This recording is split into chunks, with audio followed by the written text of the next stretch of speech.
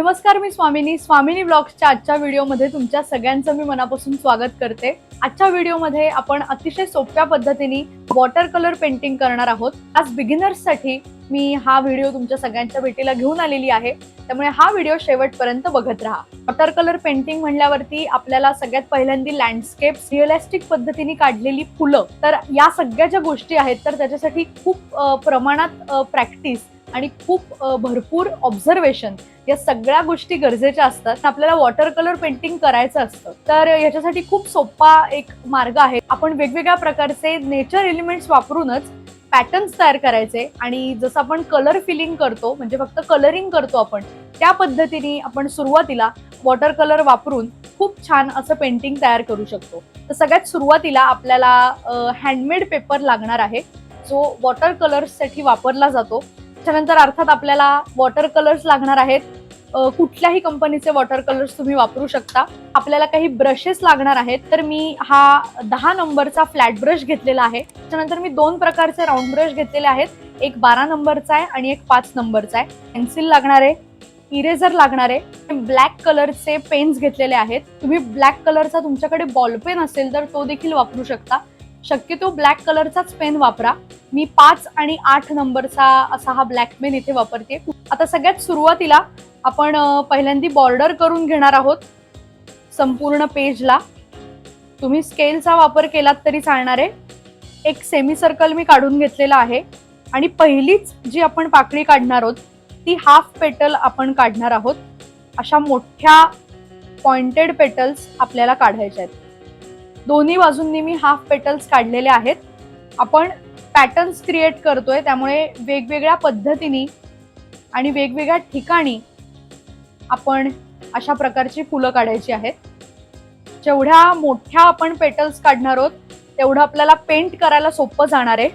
साधारण एक मी 3 फुलं काढलेली आहेत। आता आपण ह्याच्यामधून पानांचे देखील शेप काढणार आहोत। आपण ओव्हरलॅप करून सुद्धा अशा पद्धतीने पॅटर्न्स तयार करू शकतो। काही पानांची साईज जी आहे ती आपण कमी जास्त करू शकतो, तर वाटलं तर तुम्ही अजून एखादं फूल ऍड करू शकता, जसं मी आता करतेय। तुम्हाला चित्रकलेची जर आवड असेल आणि तुम्ही चित्रकला सुरू करण्याचा विचार करत असाल, सुरुवातीला नेमकं कुठलं चित्र काढू हा जर तुम्हाला प्रश्न पडला असेल, तर या संपूर्ण विषयावरती मी एक पूर्ण व्हिडिओ केलेला आहे वेगळा, त्याची लिंक तुम्हाला इकडे आय बटन मध्ये मिळेल, तो व्हिडिओ नक्की बघा। स्वामिनी ब्लॉग्स चॅनल जर तुम्ही सबस्क्राईब केलं नसेल तर आता लगेचच सबस्क्राईब करा। शेजारी जी बेल आयकॉन दिली आहे ती पण प्रेस करा, म्हणजे जेव्हा केव्हा मी नवीन व्हिडिओ अपलोड करीन तेव्हा सगळ्यात पहिल्यांदा तो व्हिडिओ तुम्हाला दिसेल। आता याच्यामध्ये तुम्हाला जर थोडासा डेकोरेटिव्ह फॉर्म ऍड करायचा असेल तर तुम्ही एक लाईन आणि एक छोटा सर्कल असा एक पॅटर्न काढू शकता। जिथे तुम्हाला जास्त प्रमाणात रिकामी स्पेस दिसतीये किंवा रिकामी इथे स्पेस आहे असं वाटतंय, तिथे तुम्ही अशा प्रकारची काही छोटी एलिमेंट्स ऍड करू शकता। कुठलीही कला जर तुम्हाला शिकायची असेल तर ती खूप छान पद्धतीने आणि स्टेप बाय स्टेपच तुम्ही शिका। तर युट्यूबच्या माध्यमातून आपण जमेल तितक्या गोष्टी नक्कीच शिकू शकतो। डिटेलमध्ये जर तुम्हाला या सगळ्या कला शिकायच्या असतील खूप सोप्या पद्धतीने आणि खूप छान पद्धतीने, तर आमचं कलातीर्थ संगीत चित्रकला विद्यालय आहे पुण्यामध्ये। आमच्या ऑनलाईन आणि ऑफलाईन दोन्ही बॅचेस अवेलेबल आहेत। रजिस्ट्रेशन लिंक डिस्क्रिप्शन बॉक्स मध्ये दिलेली आहे। तर आता आपलं बेसिक चित्र तयार झालेलं आहे। आता आपण कलरिंगला सुरुवात करायची आहे। मी ब्रश मध्ये थोडंसं पाणी घेतलंय। जी पहिली पाकळी मी कलर करणार आहे तर त्याच्यावरनं मी थोडंसं अगदी हलक्या हाताने एक पाण्याचा हात मी फिरवलेला आहे आणि मी येलो कलर निवडतीये। हेच टेक्निक वापरून आपण प्रत्येक पाकळी कलर करणार आहोत। अशा पद्धतीचं जेव्हा सुरुवातीला वॉटर कलरिंग करता तेव्हा पाणी थोडंसं कमी वापरायचं। आता ह्याच्यामध्येच जर तुम्हाला थोडंसं शेडिंग करायचं असेल तर ज्या पाकळीला तुम्ही कलर दिलेला आहे त्याच्यावरनच थोडासा पाण्याचा लेअर द्यायचा आणि थोडासा मी डार्क टोन म्हणजे थोडा ऑरेंज कलर आणि त्याच्यावरनं परत थोडासा येलो, अशा पद्धतीने मी थोडंसं शेडिंग देखील करू शकता। आता आपण येलो कलरच निवडलेला आहे, त्यामुळे सगळी जी फुलं आहेत ती आपण पहिल्यांदा करून घेऊयात। शक्यतो फुलाचा कलर जो आहे तो अशा पॅटर्न्स मध्ये सेम ठेवायचा। आता प्रत्येक फुलाच्या मध्ये आपण थोडासा ब्राऊन कलर देणार आहोत। आपल्याला या ब्राऊन मध्ये थोडासा डार्क ब्राऊन पण ऍड करायचं आहे. नंतर शॅडोचं जे टेक्निक आहे तेच आपण इकडे सुद्धा वापरतोय. कुठलीही एक बाजू निवडून तुम्हाला एका साईडला थोडीशी शॅडो आणि दुसऱ्या साईडला थोडासा लाईट सोडायचा आहे. याच्यानंतर आता आपल्याला अगदी हलक्या हाताने ब्लॅक ऍड करायचा आहे. तर आपण या ब्लॅकचं टेक्स्चर तयार करणार आहोत. ब्लॅक जर जास्त झाला त्याच्यामध्ये ब्राऊन मिक्स करायचा आहे. ब्रश असा टॅप करायचा आहे. अगदी हलक्या हाताने खूप छान असं टेक्स्चर तयार होणार आहे. ब्लॅकचं जे टेक्स्चर आहे ते थोडंसं छान आपल्याला करायचं आहे.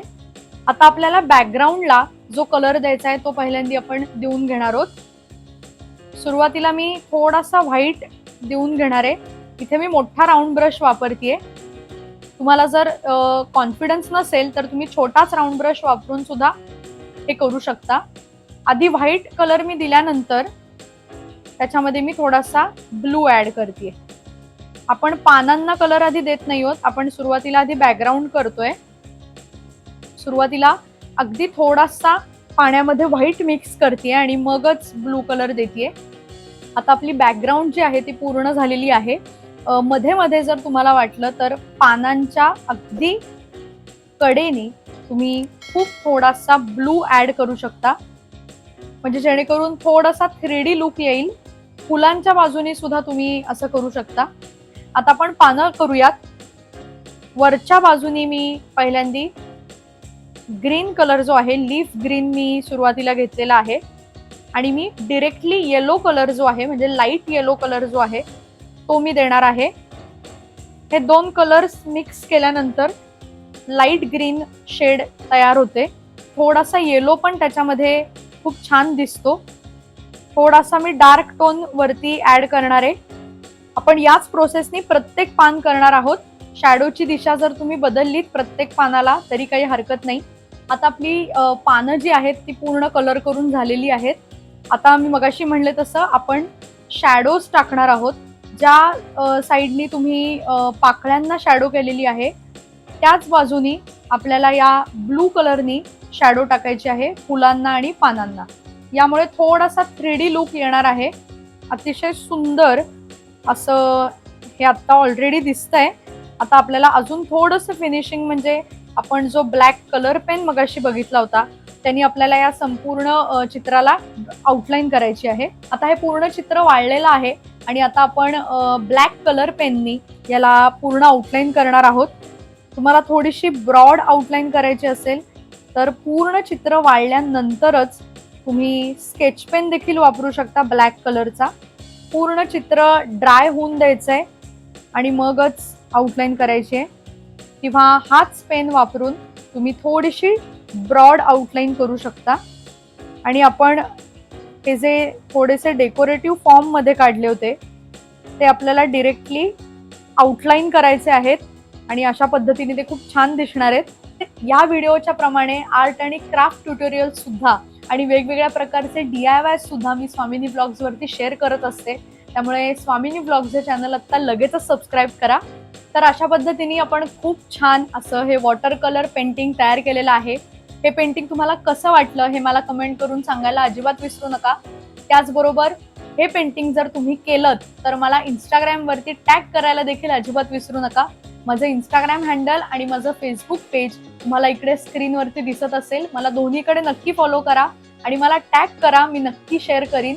हा व्हिडिओ जर तुम्हाला आवडला असेल तर व्हिडिओला लाईक करा. तुमच्या सगळ्या मित्रमैत्रिणींना नातेवाईकांना या व्हिडिओची लिंक जास्तीत जास्त शेअर करा आणि स्वामिनी ब्लॉग्स या यूट्यूब चॅनलला नक्की सबस्क्राईब करा. आपण भेटूया पुढच्या व्हिडिओमध्ये. Till then bye bye.